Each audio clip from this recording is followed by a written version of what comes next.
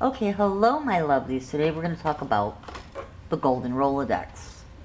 And all you really need to make one is, of course, like a little notebook. What you do with your golden Rolodex is you put down numbers of all the vendors that you've tried to consign with, or if you were, like, at this point we were starting a literary fest, and you keep track of everyone that you've done business with, if they've put you in consigned or if they haven't. And in this way, see, we have people scribbled out. You keep track of the people that are confident and the people that aren't, and you figure out eventually which businesses and so forth and individuals you can rely on. And every successful business owner has one of these. Even if it's a telephone number from 5 years before, but it was someone they could rely on, they have one of these to fall back on. And you really should make one as a writer yourself. Detail and write and detail everything that you do to promote your book, what worked, what didn't work. You know, who was really good for beta reading or book clubs. Anything, churches that you did business with, whether or not it turned out okay or didn't. Anything that you use to promote your book, write it down so that you can keep track of what works for you and what doesn't. And that's what a golden Rolodex is. And actually I have like 4 of them by now.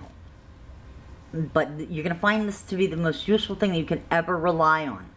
Because you don't want to go back to someone who's maybe doing preliminary edits before you submit it, and you find out that person didn't know how to spell, so they just substituted things throughout the work, or whatever.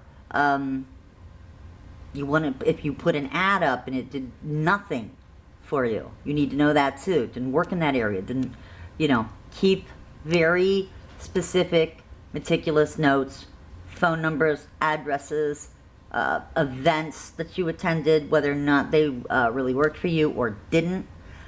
It's a really good way to sort of cushion yourself from making the same mistake twice. Okay, so I would like you all to have one if possible, and that's about it. Thanks.